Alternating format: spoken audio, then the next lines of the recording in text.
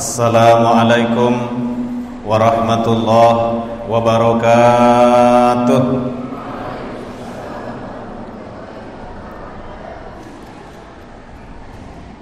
Alhamdulillahirabbil alamin. Wassalatu wassalamu ala nabiyyina wa maulana Muhammadin wa ala alihi wa sahbihi ajma'in, amma ba'du. Kalimat syukur alhamdulillah senantiasa kita ucapkan sebagai wujud rasa syukur kita kehadirat Allah Subhanahu wa taala atas seluruh limpahan karunia rahmat yang Allah berikan kepada kita. Shalawat serta salam tercurah kepada Rasul yang kita cintai, baginda Nabi Agung Muhammad sallallahu alaihi wasallam.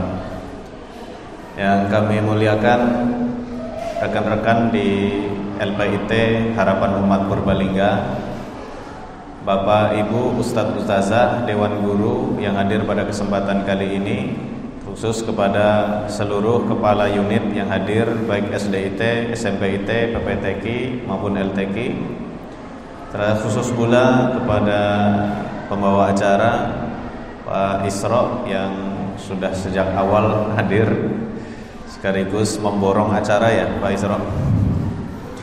Yang sama-sama tadi kita banggakan Bapak Ibu penampilan dari anak-anak kita dari TKIT Bina Putra Mulia. Mudah-mudahan anak-anak kita ini kelak menjadi generasi yang soleh dan solehah. Allahumma amin. Pripun kabar Bapak Ibu? Sami sehat? Alhamdulillah sehat ya. Di pagi hari ini kita akan membahas tema mengenai ibadah kurban yang menjadi ibadah tahunan yang insya Allah akan kita laksanakan pada tanggal 10 Zulhijjah, yaitu 1 bulan lagi kalau kita lihat kalender di Hijriah ini. Ada 3 hal Bapak Ibu yang coba kita bicarakan mengenai ibadah kurban ini. Kalau kita ambil judul, maka tema yang kita bicarakan pada kesempatan kali ini berkaitan bagaimana menjaga spirit dan keistiqomahan di dalam melaksanakan ibadah kurban. Yang pertama Bapak Ibu, ibadah kurban ini kan ibadah tahunan yang insya Allah hampir sebagian kita masyarakat muslim melaksanakan ibadah kurban. Termasuk di lembaga tercinta kita LPIT Harapan Umat Purbalingga ini pun insya Allah juga menyelenggarakan ibadah kurban. Bapak Ibu, yang pertama, apa spirit yang memotivasi seseorang itu perlu melaksanakan ibadah kurban? Dorongan apa yang paling besar yang membuat seseorang melaksanakan ibadah kurban? Yang pertama adalah spirit yang kita sebut dengan mahabbah, Bapak Ibu. Mahabbah itu kita artikan dengan cinta, mencintai. Sesuatu jika didorong oleh rasa cinta, maka ia akan menjadi energi yang akan memberi kekuatan untuk melakukan sesuatu. Sebaliknya, jika tidak ada cinta, yang ada adalah hambar, maka ia tidak akan melahirkan energi dan kekuatan. Jadinya bikin malas.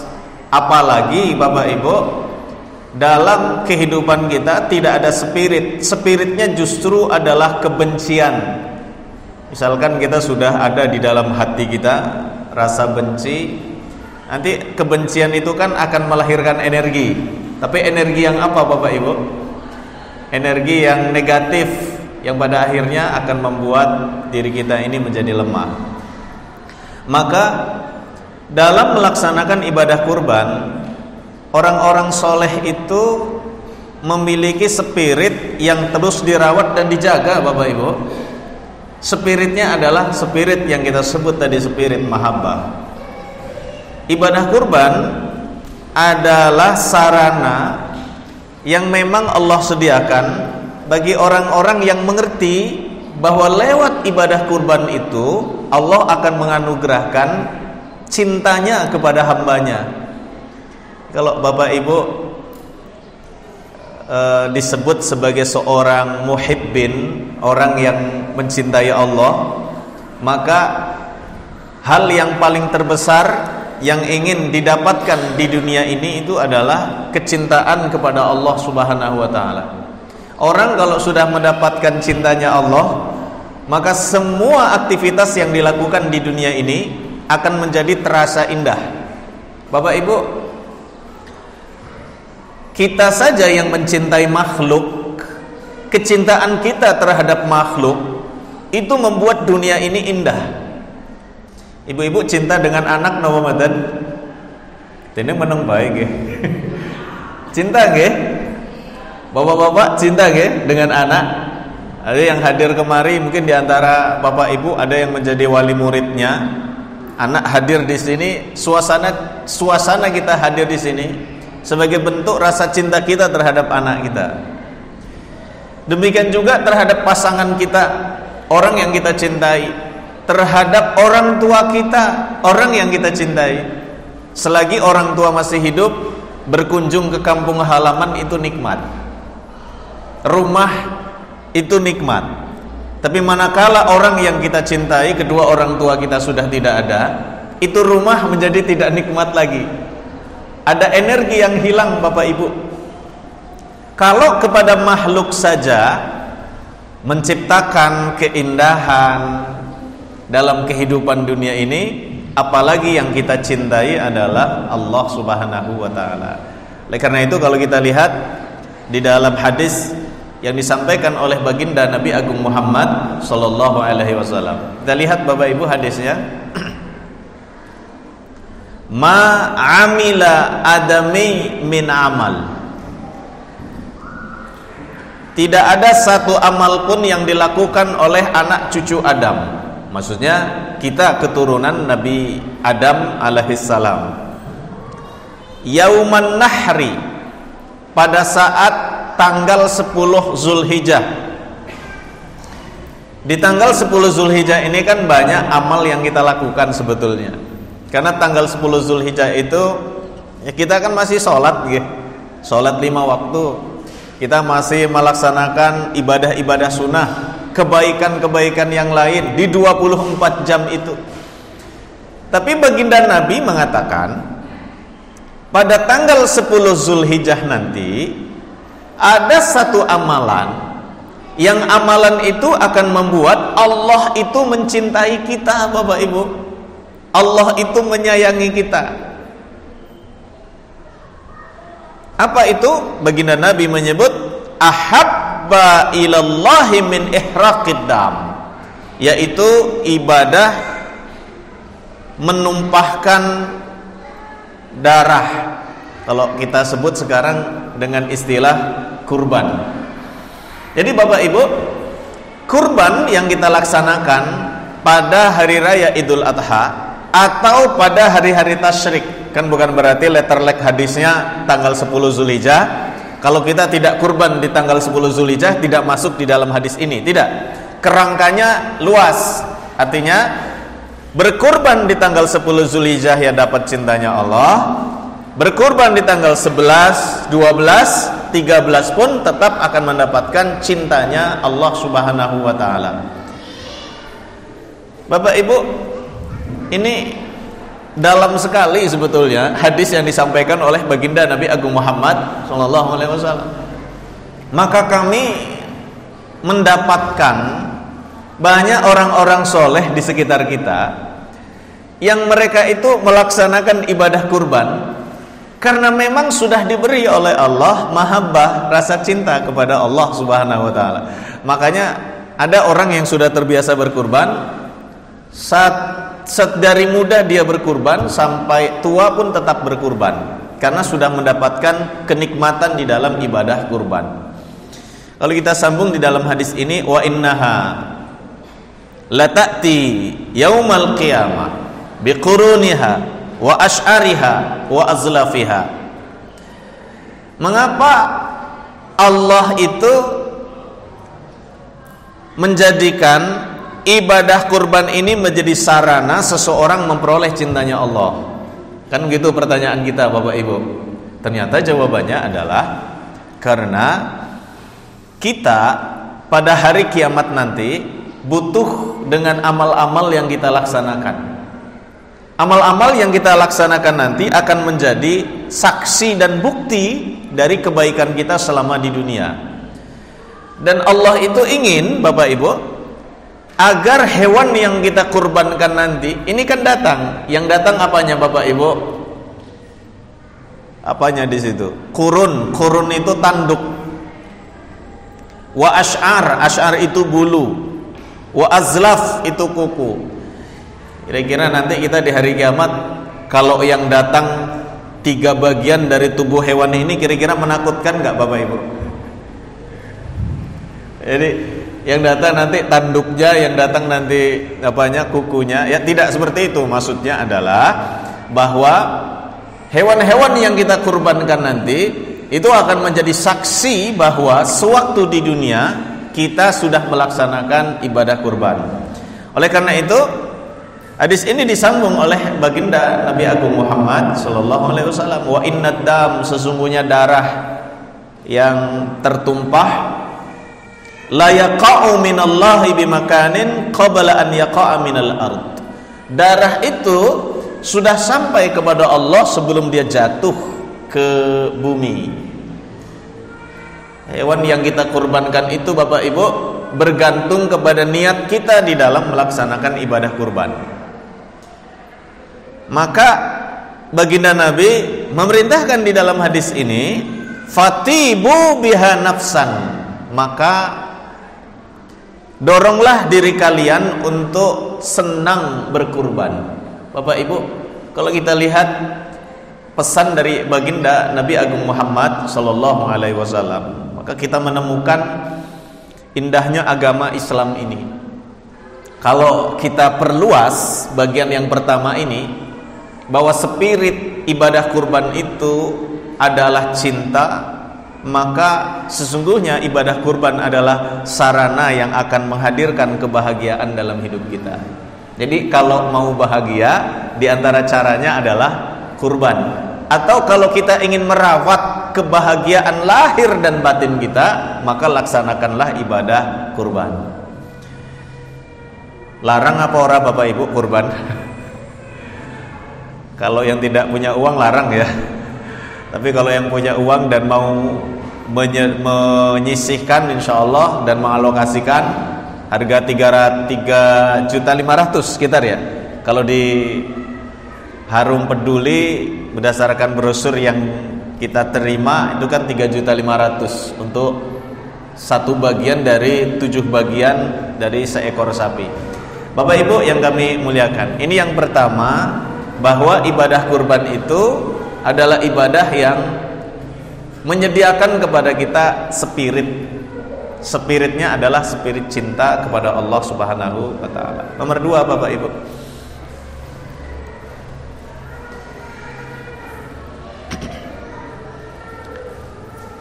ibadah kurban ini adalah ibadah yang memiliki tujuan pokok.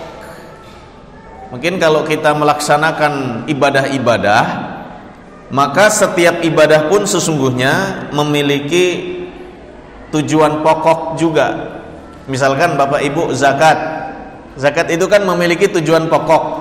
Apa tujuan pokok dari ibadah zakat atau kewajiban melaksanakan zakat? Yaitu membersihkan hati kita agar tidak melekat hati kita terhadap materi. Jadi ibadah zakat itu memutus kecintaan kita terhadap harta. Maka harta hanya ada di tangan, tidak melekat di dalam hati kita. Ini tujuan melaksanakan ibadah zakat. Kalau tujuan melaksanakan ibadah kurban, Bapak Ibu yang kami muliakan, ibadah kurban ini tujuan besarnya adalah menghidupkan ajaran yang dibawa oleh Nabi Ibrahim alaihissalam. Bapak Ibu, dalam keyakinan kita beragama, maka ada yang disebut dengan amal jariyah atau sunnah hasanah. Sunnah hasanah adalah kebaikan yang telah menjadi tradisi dalam kehidupan keislaman kita. Nabi Ibrahim itu adalah nabi yang meninggalkan banyak warisan amal. Di antara warisan amalnya adalah kurban, apalagi Bapak Ibu? Haji kan? Haji juga warisan dari Nabi Ibrahim. Bagi yang laki-laki apa Pak? Khitan. Perempuan ada khitan juga, tapi di perdebatan para ulama. Bapak Ibu, jadi kalau kita amati lebih mendalam, sesungguhnya ibadah kurban itu ibadah yang menjadikan kita itu orang yang menghidupkan tradisi kenabian yang dulu dirintis awal mula oleh Nabi Ibrahim alaihissalam. Kami coba melihat ada keterangan yang lebih lanjut disampaikan oleh Dr. Khalid Hanafi. Beliau menulis satu kajian, judulnya itu Udhiyah Ahkamuhal Fiqhiyah wa Maqasiduha Asyariyah. Kurban dilihat dari perspektif hukum fikih dan perspektif tujuan syariatnya. Beliau menyampaikan al-qasdul a'zam minal udhiyah, tujuan pokok dan yang paling terbesar dari melaksanakan ibadah kurban adalah ihya'u sunnati abina Ibrahim alaihissalam, yaitu menghidupkan sunnah. Sunnah itu berarti kan ajaran, sesuatu yang bersifat syariat yang dulu dilakukan oleh Nabi Ibrahim alaihissalam. Fi imtisalihi li amrillah wa azmihi ala tanfizir ru'ya bizabhi wa walih, yaitu ketika Nabi Ibrahim melaksanakan perintah Allah di dalam mimpi Nabi Ibrahim, yaitu Nabi Ibrahim diperintah untuk menyembelih sang anak, lalu Nabi Ibrahim melaksanakan perintah Allah di dalam mimpi tersebut. Ibu-ibu, bapak-bapak, Nabi itu kan sama kita beda nggih? Kalau kita bermimpi tidak menjadi wahyu, tapi kalau Nabi mimpinya itu adalah bisa bagian dari wahyu. Jadi kalau seseorang bermimpi, Nabi dan Rasul bermimpi, maka mimpinya itu merupakan bagian dari wahyu, seperti yang dialami oleh Nabi Ibrahim alaihissalam. Kalau mimpi kita bagaimana Bapak Ibu? Tadi malam ada ngobrol ya dengan Mas Ustadz Wahyu ya. Oh ya, Pak Khairul Abdi juga, bahwa ada salah satu anggota keluarga yang mendapat mimpi ditemui terus oleh anaknya yang lahir, tapi lahirnya itu 4 bulan, ibu-ibu. Jadi mungkin disebut keguguran ya, keguguran. Jadi bayi ini sering datang ke dalam mimpi kedua orang tuanya, baik sang ayah maupun sang ibu. Jadi kemudian jadi timbul masalah. Maksudnya apa kok sering datang? Apakah ada pesan tertentu dari sang anak yang sudah wafat itu? Wafatnya kan gugur nggih, keguguran. Maksudnya apa ini? Maksudnya didatangi itu mau ngapain gitu, Bapak Ibu? Apakah dia bentuknya perintah, maksudnya, dan yang lain-lain? Yang kita fahami dalam agama ini, mimpi itu kan ada 3 nggih. Ada mimpi karena Allah, mimpi berasal dari Allah, ada mimpi berasal dari setan, ada mimpi buah dari pikiran kita. Bisa jadi karena seorang ayah dan ibu sering menyebut anaknya yang wafat gugur tadi, keguguran, maka suasana batinnya pun seakan belum bisa lepas dari anak tersebut. Maka bisa jadi ini yang mempengaruhi alam bawah sadarnya, sehingga ketika tidur itu bermimpi dengan si anak begitu. Maka ma'asyiral mukminin yang dimuliakan oleh Allah, Nabi Ibrahim bermimpi, mimpinya itu menyembelih sang anak. Karena dilaksanakan oleh Nabi Ibrahim langsung tanpa memikirkan hal-hal yang lain, karena ini perintah dari Allah, maka Allah pun mengapresiasi apa yang dilakukan oleh Nabi Ibrahim. Kalau kita lihat di surat As-Saffat ayat 107, sebagaimana yang kita lihat, Allah Subhanahu wa taala berfirman, "Wa fadainahu bizibhin azim." Dan kami tebus anak itu, maksudnya Nabi Ismail alaihissalam, bizibhin azim, dengan seekor sembelihan yang besar.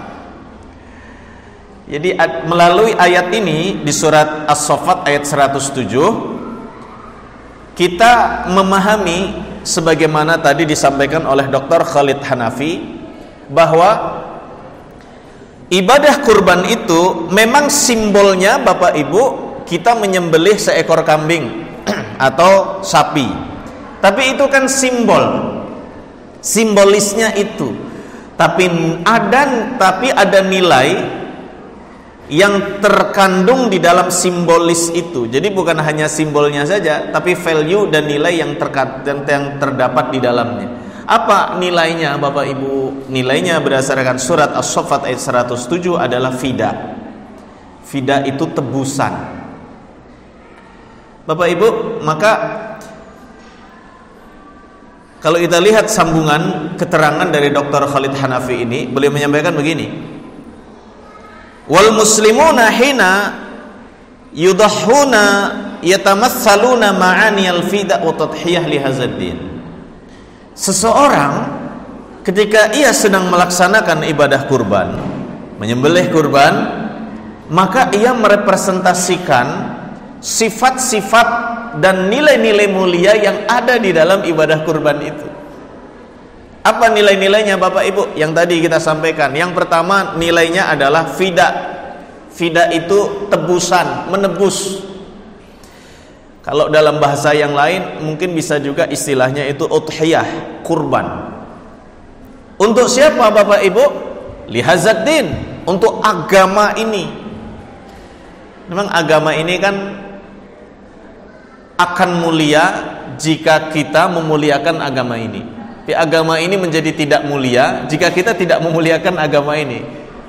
Maka anna hadzal din, agama ini yatahaqqaq fi ardil waqi', akan mewujud menjadi mulia manakala dimuliakan oleh manusianya. Ma'asyiral mukminin yang dimuliakan oleh Allah Subhanahu wa taala. Apa sifat-sifat yang lain yang bisa kita lihat di dalam pelaksanaan ibadah kurban ini? Yang ketiga adalah istislam. Istislam ini adalah kepasrahan diri kepada Allah Subhanahu wa taala, wal inqiyat li amrillah, patuh untuk melaksanakan perintah dari Allah Subhanahu wa taala. Oleh karena itu, saat kita melaksanakan ibadah kurban, pelaksanaan ibadah kurban ini dia mengandung nilai-nilai yang tadi kita sebut itu Bapak Ibu. Ya, mudah-mudahan melalui ibadah kurban yang kita laksanakan, nilai-nilai yang tadi disampaikan salah satu kajiannya oleh Dr. Khalid Hanafi dan yang lain-lain, kita memperoleh semangat untuk berkorban terhadap agama ini, semangat untuk patuh dan berserah diri atas apa yang terjadi dalam kehidupan kita di dunia ini. Bapak Ibu yang kami muliakan, ini bagian nomor 2 yang kita kaji mengenai spirit di dalam melaksanakan ibadah kurban. Kemudian yang ketiga, Bapak Ibu yang kami muliakan, ibadah kurban akan memperoleh manfaat bagi kita yang melaksanakan jika ibadah kurban itu dilaksanakan secara konsisten dan istiqomah. Jadi keistiqomahan inilah yang menjadi sesuatu yang cukup penting di dalam pelaksanaan ibadah kurban kita. Dari mana kita tahu bahwa ibadah kurban itu sejatinya perlu dilaksanakan secara konsisten dan istiqomah melalui kajian fikih, Bapak Ibu. Jadi kami sebutkan di sini bahwa kajian yang membahas mengenai hukum melaksanakan ibadah kurban itu kan dua. Teksnya kami sebut di sini. Zahab al-Hanafiyah wal Layis bin Sa'ad. Mazhab Hanafi dan mazhab Layis bin Sa'ad. Wal Auza'i wa Rabi'ah, Imam Auza'i, ini juga mazhab. Wa huwa ikhtiyaru Syekhul Imam Ibnu Taimiyah, termasuk Imam Ibnu Taimiyah pun berpendapat mengenai pendapat yang pertama ini. Ila annal udhiyah wajibatun 'alal muqimil musir, bahwa ibadah kurban itu adalah hukumnya wajib kepada siapa, Bapak Ibu? Kepada dua kelompok orang. Yang pertama al-muqim, orang yang tinggal menetap. Misalkan Bapak Ibu, Pak Isra tinggal menetap di Padamara, maka menurut mazhab Hanafi, Pak Isra itu wajib untuk melaksanakan kurban. Jadi kalau Pak Isra bukan orang tinggal menetap, misalkan lagi kemana? Pak Isra lagi menunaikan ibadah umroh, Allahumma amin. Lagi umroh nih, ya tidak wajib melaksanakan kurban gitu.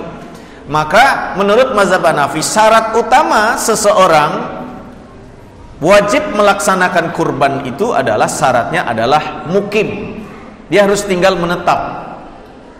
Bapak Ibu, kadang-kadang kalau kami berpikir lebih mendalam ya, kenapa menurut mazhab Hanafi orang yang tinggal menetap itu perlu untuk rutin melaksanakan ibadah kurban? Di antara manfaatnya adalah membangun kerekatan hubungan sosial. Misalkan di dalam satu RT saja, kita satu RT biasanya berapa kakak itu? 30 sampai 40 ya. Berarti kan satu RT itu bisa 100 atau 200 orang. Lah Bapak Ibu, jika yang berkurban di dalam satu RT itu banyak, ini kan akan membangun soliditas, persatuan, kesatuan rasa di dalam masyarakat itu, di dalam satu RT. Maka syarat yang pertama menurut Imam Abu Hanifah dan tadi yang disampaikan oleh Imam Al-Layis, atau mazhab dalam fikih namanya Al-Layis. Al-Layis ini dulu ketika kami di Mesir, posisi makamnya itu, kuburannya tidak jauh dari makamnya Imam Muhammad Idris Asy-Syafi'i atau Imam Syafi'i. Makanya kalau ziarah ke makam Imam Syafi'i, beberapa peziarah itu juga berkunjung ke makamnya Imam Al-Layis karena sama-sama ahli fikih. Syarat yang kedua, ibadah kurban itu wajib adalah al-musir. Musir itu memiliki kemudahan di dalam melaksanakan ibadah kurban. Mudah di sini artinya mampu. Ya, kalau memang dia orang yang domisili, kemudian dia memang mampu untuk berkurban, maka hendaklah dia melaksanakan kurban. Apa ukuran mampunya? Ngedewek sederhana baik. Teh yang tuku HP sing anyar berarti teh yang nopo, Bu? Misalkan dia beli HP harganya berapa? 3.500.000. Berarti sakit kurban nopo mboten? Kudune ngoten sih. Ya monggo, ukuran musir. Musir itu artinya pada saat itu memang secara ekonomi ia mudah untuk melaksanakan ibadah kurban. Artinya dia mampu. Ketika dia memang mampu melaksanakan ibadah kurban, jika dia tidak melaksanakan ibadah kurban, dalam perspektif mazhab Hanafi dan beberapa mazhab yang lain menyatakan bahwa orang tersebut berarti tidak melaksanakan kewajiban. Kami karena lama pernah hidup di Mesir, karena memang mazhabnya itu Hanafi, Bapak Ibu.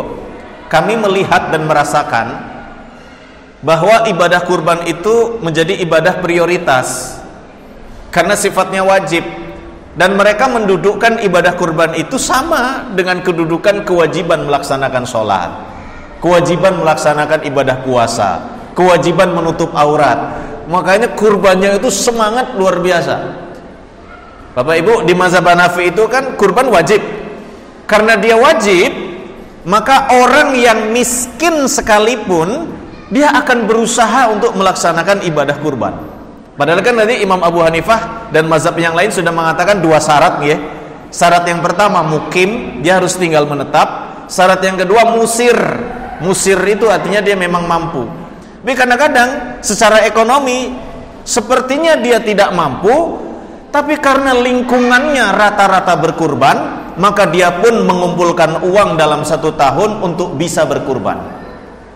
Bahasa yang lain itu, masyarakat akan malu jika di dalam satu keluarga itu tidak ada yang berkurban. Bapak Ibu yang kami muliakan, mungkin sama juga mazhab Abu Hanifah yang menyebut sholat wajib harus dilaksanakan dengan berjamaah. Maka kami pernah sholat dengan teman di Mesir itu, yang orang asli Mesir yang mazhabnya Abu Hanifah. Mereka itu kalau sholat, jika tidak berjamaah, mereka nunggu ada jamaah, Pak. Jadi tidak mau sholat sendirian, karena menganggap sholat sendirian itu tidak sah begitu. Maka ma'asyiral mukminin yang dimuliakan oleh Allah Subhanahu wa taala, ini hukum melaksanakan ibadah kurban. Kira jenengan mau pilih yang pertama apa mboten nih? Pendapat yang kedua, ibadah kurban itu hukumnya, pendapat yang pertama, ibadah kurban itu hukumnya wajib. Mengapa kurban hukumnya wajib? Dalam perspektif mazhab Hanafi, Imam Lais bin Sa'ad dan yang lain-lain, ada 2 argumentasi yang dibangun. Argumentasi yang pertama, Bapak Ibu, karena baginda Nabi besar Muhammad sallallahu alaihi wasallam kana yudhi kulla am. Baginda Nabi itu setiap tahun pasti melaksanakan kurban. Jadi Nabi itu tidak kurban, Bapak Ibu. Jadi setiap tahun kurban. Karena Nabi setiap tahun kurban, berarti ibadah kurban hukumnya wajib. Begitu ditarik kesimpulannya. Bagi orang-orang yang cinta kepada baginda Nabi Agung Muhammad sallallahu alaihi wasallam, maka spirit ini juga bisa menjadi pandangan kita. Alasan yang kedua, sebab di dalam ayat Al-Qur'an Allah Subhanahu wa taala berfirman di surat Al-Kautsar, "Inna a'tainakal kautsar fasholli li rabbika wanhar." Salatlah karena Tuhanmu dan berkurbanlah. Di situ ada perintah.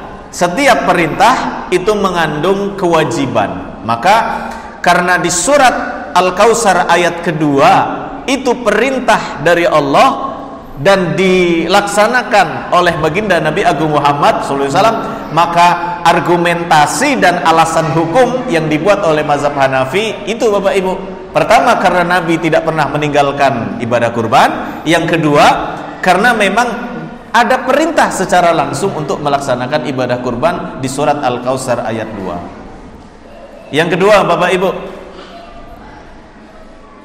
yang kedua adalah pendapat jumhur ulama bahwa ibadah kurban itu hukumnya adalah sunnah muakkadah, sunnah yang sangat dianjurkan. Jadi sunnah itu kan ada 2, ada sunnah biasa, ada sunnah yang sangat dianjurkan.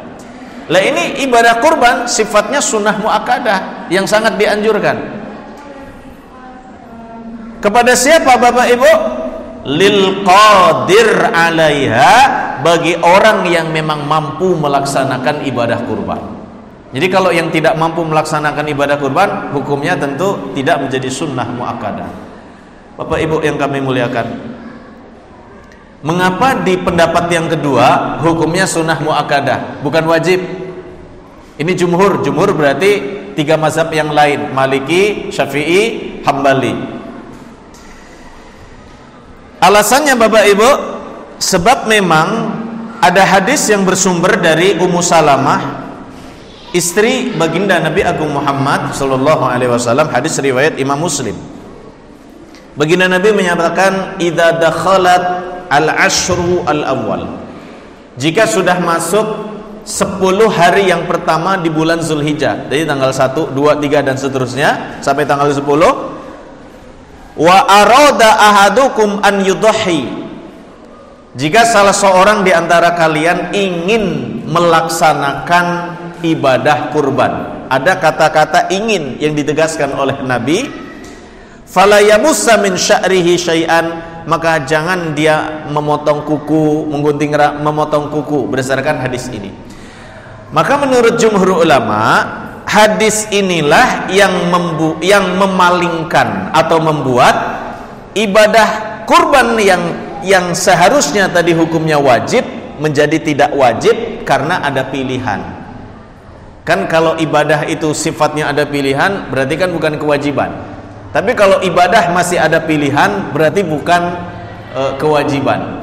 Bapak Ibu, ibadah yang tidak ada pilihan, contoh ibadah apa?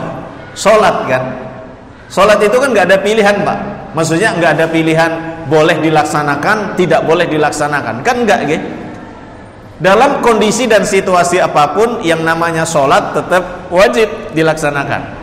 Sakit, tubuh nggak bisa bergerak, yang masih bisa bergerak apa Pak? Mata dia sholat dengan isyarat mata. Begitu di dalam ajaran agama ini. Ma'asyiral mukminin yang dimuliakan oleh Allah Subhanahu wa taala.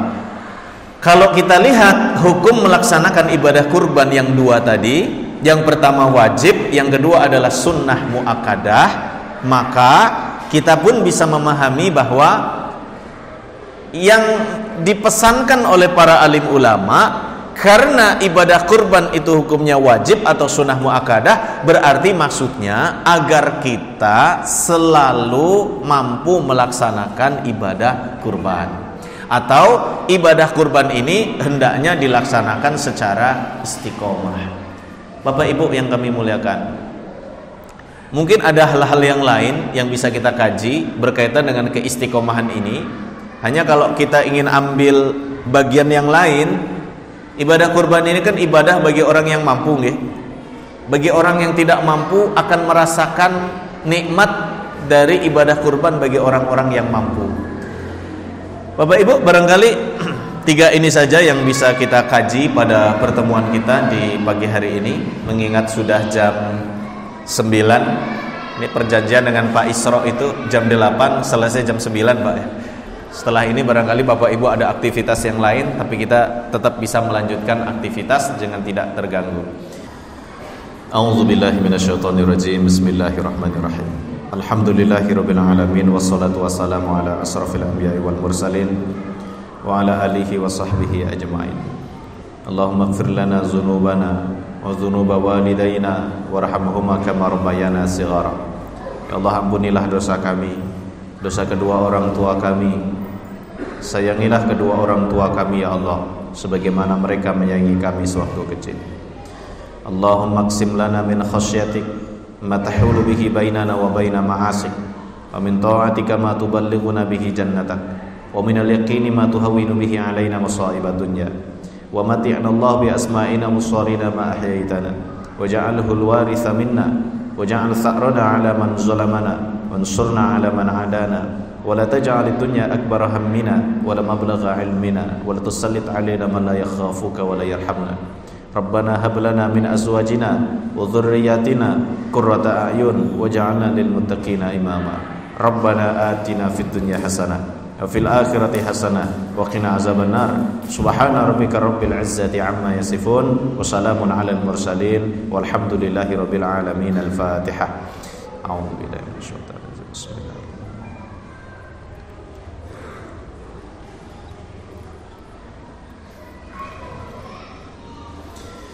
Demikian yang dapat kami sampaikan Bapak Ibu. Mohon maaf atas kekurangan dan kekhilafan. Billahi taufiq wal hidayah. Wassalamualaikum warahmatullahi wabarakatuh.